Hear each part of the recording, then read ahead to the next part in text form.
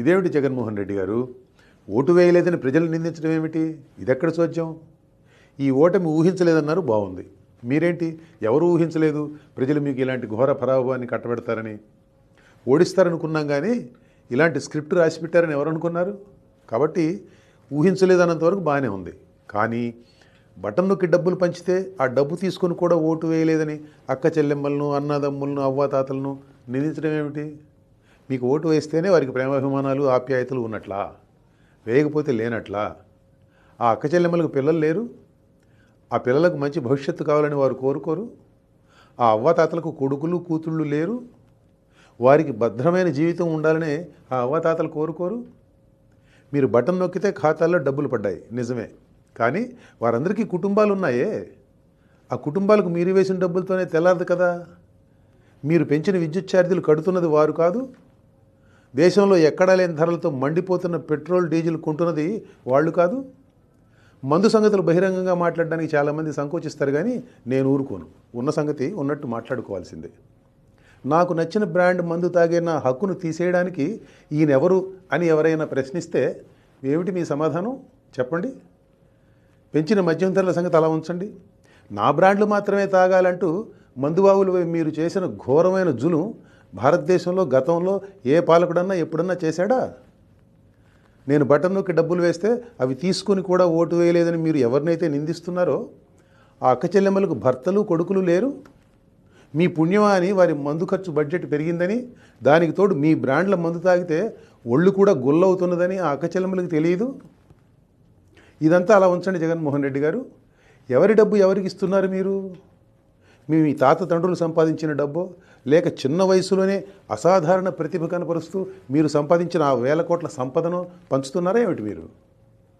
Button నొక్కి పంచుతున్న డబ్బు రకరకాల పద్ధతుల్లో తమ దగ్గర నుంచి వసూలు చేసిన డబ్బేనని తెలుసుకోలేనంత అమాయకులు అనుకున్నారా మీ అక్క చెల్లెమ్మలు, అన్నాదమ్ములు, అవ్వాతాతలు? ప్రజల ఇంగిత జ్ఞానంపై మీకెంత నమ్మకం జగన్ రెడ్డి గారు? డబ్బు పంపకంలో అవినీతి లేకపోతే పాలనలో అవినీతి లేనట్లేనా? మీ పాలనలో మద్యం, మైనింగ్, ఇసుక అవినీతికి ఎలా రహదారులుగా మారింది జనానికి తెలియదు అనుకుంటున్నారా ఏమిటి కొంపదీసి? లేక మీరు డబ్బు పంచుతున్నారు కాబట్టి వారు దాన్ని పట్టించుకోరనుకున్నారా ఆ అవినీతిని?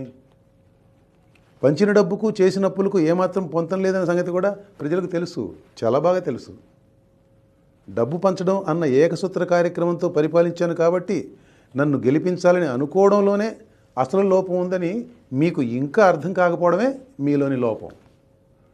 సంక్షేమం నాతోనే పుట్టిందని మీరు చెప్పడం జనానికి నచ్చలేదు జగన్ రెడ్డి గారు.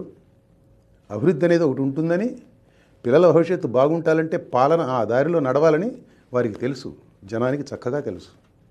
స్కూల్ భవనాలకు రంగులు వేసి టీచర్ల బోధనాశక్తితో నిమిత్తం లేకుండా ఇంగ్లీష్ మీడియం పాట పాడి విద్యారంగాన్ని సంస్కరించేశారని మీరు చెబితే ఢిల్లీ నుంచి వచ్చిన జర్నలిస్టులు నమ్ముతారేమో. అక్క చెల్లెమ్మలు ఎందుకు నమ్ముతారు? రేషనలైజేషన్ పేరుతో ఇంటి పక్కన్న బడిని మీరు మూసివేసిన సంగతి వారికి తెలియదు. మాటిమాటికి మారిన మీ విధానాలతో పిల్లల చదువు చట్టుబండలు అయిపోయిందని ఇంటిలో ఉన్న తల్లికి తెలియకపోతే ఎవరికి తెలుస్తుంది? మీరు బైబిల్, ఖురాన్, భగవద్గీత అనే మీ మేనిఫెస్టోలో వాగ్దానాలు 99% అమలు చేశారా? ఏం మిగిలిన 1% ఏం పాపం చేసింది? దాన్ని కూడా కలపకపోయారు, వదిలేశారే? మీ మేనిఫెస్టోలో పోలవరం మొదలుకొని రాష్ట్రంలోని సాగునీటి ప్రాజెక్టులు పూర్తి చేయడం అనేది లేదా? పరిశ్రమలు తీసుకురావడం లేదా? యువతకు ఉద్యోగాలు, ఉపాధి అవకాశాలు కల్పించడం లేదా? శుభ్రమైన రోడ్లు లేవా? పంట కాలువలు బాగు చేయడం లేదా? ధరలు తగ్గించడం లేదా? చక్కటి శాంతి భద్రత పరిస్థితి మెయింటైన్ చేయడం లేదా? Just asking. అలా అయితే అసలు మీ మేనిఫెస్టోలోనే ఏదో తేడా ఉన్నట్టు కాదు. పనికిరాని మేనిఫెస్టో ఒకటి తయారు చేసి మొత్తం అమలు చేసామంటే సరిపోతుందా?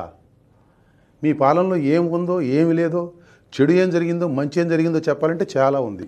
ఇట్లా చెప్పేది కాదు, ఇక్కడ చెప్పేది కాదు. దాని మీద 600 పేజీల పుస్తకం రాశాను, విధ్వంసం అని. చదువుకోండి. ఇక తీరికేగా మీకంతా. ఒక పక్క జనాన్ని నిందిస్తూనే మరో పక్క ఎక్కడో మోసం, అన్యాయం జరిగింది కానీ ఆధారాలు ఇవ్వడం విచిత్రంగా ఉంది జగన్ రెడ్డి గారు. పైగా దేవుడికి తెలుసు అంటారు. ఏ దేవుడు? పైన ఉన్నాడు అనుకుంటున్న దేవుడా, లేక ఢిల్లీలో ఉన్న దేవుడా? ఏ దేవుడైనా కానీ అలాంటి మాటలలో ప్రయోజనం ఉండదండి. ఎవరేం చేసినా కానీ మీకున్న 40% ఓటు బ్యాంకును తగ్గించలేకపోయారన్నారు, నిజమే. పోయినసారి ఎన్నికల్లో మీకు 151 సీట్లు వచ్చినా కానీ టీడీపీ ఓటు బ్యాంక్ కూడా టీడీపీతోనే ఉందిగా. మరి వారిని అంతా ఎగతాళి చేశారు ఎందుకు అప్పుడు మీరు? దేవుడు రాసిన స్క్రిప్ట్ అన్నారు. ఇప్పుడు ఈ స్క్రిప్ట్ ఎవరు రాసినట్టు? ప్రజాస్వామ్యం అంటే ఇలాగే ఉంటుంది. 5 ఏళ్ళు ప్రతిపక్షంలో ఉండి 5 ఏళ్ళు అధికారంలో ఉన్న తర్వాత కూడా మీకు ఆ విషయం అర్థం కాలేదు. మిమ్మల్ని ప్రజలు ఎందుకు తిరస్కరించారనే దానికి మీకు తెలియకుండా సమర్థన మీరే ఇచ్చుకున్నారు. మీకు అర్థం కానిది ప్రజలకు అర్థమైంది. అందుకే మిమ్మల్ని ఇక చాలు ఇంటికి వెళ్ళండి అన్నారు. నమస్కారం.